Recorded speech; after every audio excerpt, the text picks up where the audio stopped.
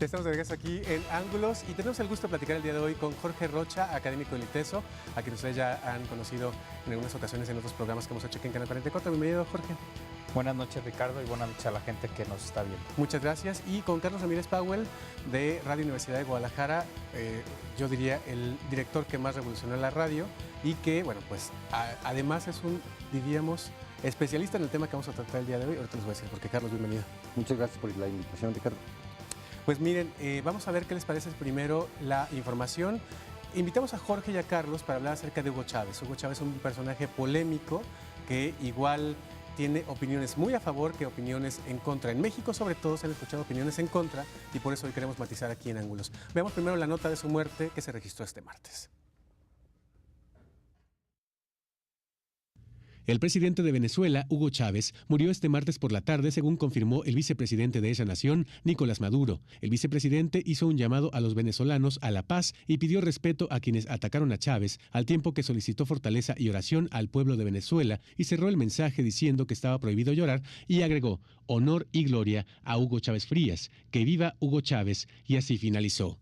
Hugo Rafael Chávez Frías nació el 28 de julio de 1954 en Sabaneta, Venezuela. Chávez fue presidente de la República de Venezuela desde 1999, reelegido por 4 ocasiones, dejando el último periodo sin iniciar debido al cáncer que padeció.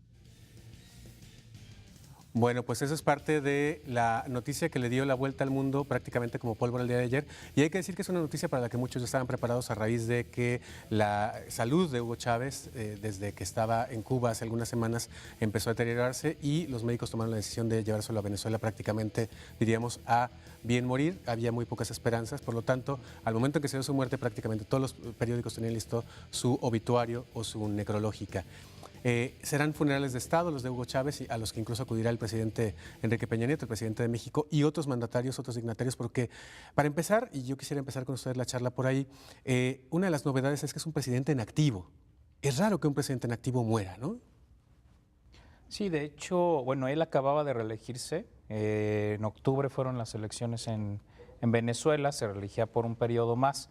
Y lo que sí podemos decir es que realmente nunca tomó funciones, nunca ejerció ya como presidente en el segundo periodo, porque prácticamente antes de tomar posesiones, cuando se va a Cuba pues a estos tratamientos para el cáncer que intentaron salvarle la vida, finalmente no sucedió. Y lo que tuvimos o lo que hemos tenido en este tiempo en realidad fue un gobierno de Maduro, de Maduro, que es el vicepresidente actual y que además es el que ahorita va a estar como interino. Y probablemente sea el candidato que dentro de 30 días también dispute la presidencia con Capriles, que además hoy también, hoy por la tarde, Capriles anunció que se vuelve a postular para la presidencia de Venezuela. Y entonces, bueno, en realidad ya no terminó de ejercer como tal el gobierno, pero efectivamente pues es un suceso internacional, digamos que igual se pega también con la renuncia de Ratzinger. Digamos que tenemos un escenario geopolítico muy particular en este momento y que además las dos seguramente van a tener impactos muy importantes a nivel internacional. Como ya bien decías, hay funerales de Estado. Hoy mismo ya estaban ahí en Venezuela Evo Morales, estaba Cristina Kirchner, también estaba el presidente de Uruguay, Mujica, que de hecho hicieron la primera guardia de honor en los actos de hoy de la velación de Hugo Chávez. Pero sí, efectivamente es una situación completamente inédita. Muchos esperaban que hubiera conflicto, afortunadamente no ha sido así. Tanto los chavistas como la gente de Capriles se ha comportado, vamos a decir, a la estatura política de lo que implica el acontecimiento. Por supuesto que vamos a ver un escenario electoral muy competido en el próximo mes. Y bueno, pues todo el mundo está en ascua, porque la gran pregunta es si el nuevo gobierno de Venezuela va a continuar con las políticas de Hugo Chávez o si va a haber un cambio, si Capriles puede recuperar la presidencia. Habrá que ver, pero estamos, digamos, en ese momento de impasse. Y si tiene la fuerza para mantener esa fuerza política que tenía Hugo Chávez en la región, no solamente dentro de Venezuela, ¿no? ¿Era Hugo Chávez un dictador? Pues un dictador muy sui generis, porque todos los periodos que él gobernó con el consenso de la mayoría. Esto es un coronel que no conoce derrota en las urnas. solamente perdió un referendo de 7 elecciones. Y el sistema electoral venezolano, hay que decirlo, está blindado contra fraudes. El Consejo Nacional Electoral venezolano se comporta con una seriedad y con una capacidad técnica insuperables en el continente, muy superior a lo que tienen los norteamericanos en Estados Unidos, que tienen elecciones profundamente defectuosas en el plano de la mecánica electoral. Los venezolanos no tienen ese tema, lo tienen perfectamente resuelto. Entonces, si lo quieren llamar dictador, entonces hay que empezar a modificar la definición de lo que significa la democracia, modificar lo que significa la voluntad popular. Así que, bueno, yo siento que creo que es más bien una pregunta que surge de Miami.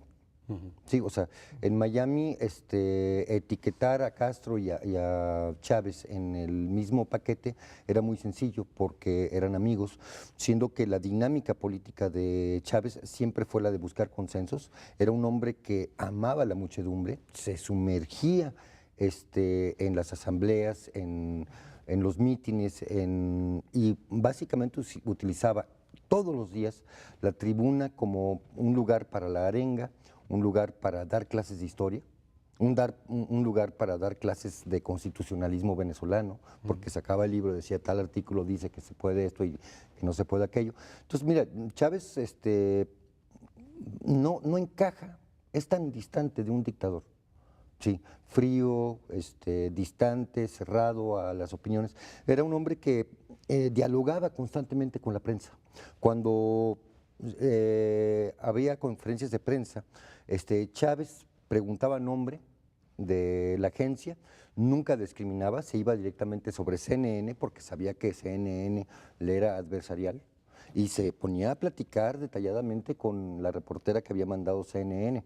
O sea, era una persona que estaba constantemente abriendo el diálogo, la discusión, la confrontación de Entonces, ideas. ¿no era un represor de los medios de comunicación y de la libertad de expresión? Tuvo conflictos, indudablemente, con algunos medios, sobre todo con los monopolios capitalistas, pero lo que está de fondo para mí es que Chávez finalmente lo que hizo fue atentar contra los intereses del gran capital internacional, sobre todo lo referido a la cuestión petrolera. Para mí ese es el centro real de la disputa política, porque si todas las naciones que pronunciaban que Chávez era un dictador y que era un represor, lo hacían con él, tendrían que haberlo hecho con otros gobiernos. Estoy hablando de Colombia, estoy hablando del propio México. Es decir, hay otras experiencias internacionales donde efectivamente había cuestiones de falta de democracia y violación a derechos humanos, en los cuales no se pronuncian, pero con Chávez evidentemente hay una cuestión geopolítica que está de fondo, que es intentar deslegitimar su gobierno. Ahora, evidentemente, y bueno, ahora los funerales lo estamos viendo, el apoyo popular que tenía Chávez es incuestionable. Incluso recordemos que en 2004 hubo un intento de golpe de Estado que tuvieron que echar para atrás por la presión popular. O sea, yo prácticamente no recuerdo en la historia contemporánea de América Latina un evento donde un golpe de Estado se haya echado para atrás porque la presión popular fuera tan grande y tan fuerte. Que fue cuando salió del país unos días para ponerse a salvo y que justamente Sí. la gente creó tal animadversión a los que se querían quedar con el poder pidió que su regreso. pidieron que regresara. De hecho, duró 48 horas más. Chávez fue secuestrado, no salió al exterior. A Chávez lo apresaron. Ah, claro, lo tenían los mismos. Sí, y lo tuvieron que fuera de intentaban darle el circulación golpe. 48 horas fue. Lo estaban presionando para que firmara una renuncia y no renunció. Entonces, sí, pero evidentemente el apoyo popular es incuestionable, ¿no? Y digo, lo estamos viendo reflejado ahora en los funerales. Entonces, en ese sentido, bueno, si hablamos que un componente fundamental de la democracia es que gobierna el pueblo y el pueblo que deposita, digamos, su confianza en un gobernante, pues no podríamos hablar, digamos, estrictamente hablando y en términos teóricos de un dictador. Ahora, evidentemente, para democracias muy al estilo norteamericano, donde el tema de reelección también luego puede sonar un poco complicado, pues sí, dicen, pues es que sí, duró Pero- 14 pero años, pero eso no Pero es... es más el caso mexicano, en donde Exacto. el Claro, sufragio efectivo claro. no reelección fue nuestra herencia revolucionaria.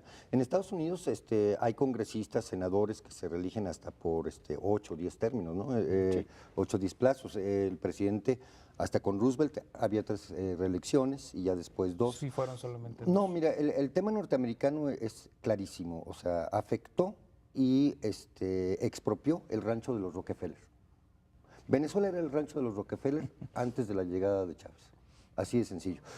Las grandes extensiones de propiedad de ingleses, norteamericanos y de la burguesía venezolana mantenían la mayor parte del llano venezolano improductivo, porque era su rancho. Mira, hay cifras demoledoras. Los adecos, esto es el puntofijismo que gobernó de 1950 a 1998 en Venezuela, logró que Venezuela creciera en ese periodo 20%.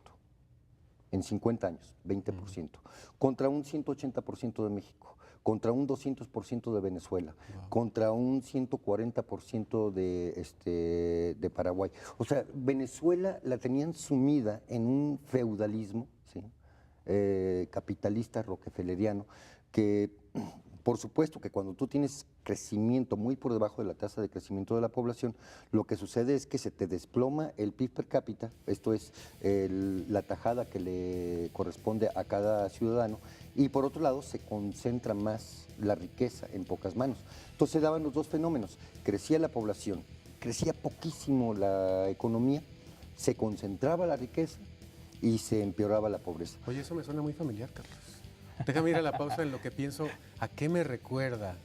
Vamos a la pausa y regresamos. Estamos platicando con Jorge Rocha y Carlos Ramírez Powell acerca de Hugo Chávez y la Venezuela que deja ahora que ha muerto. Regresamos.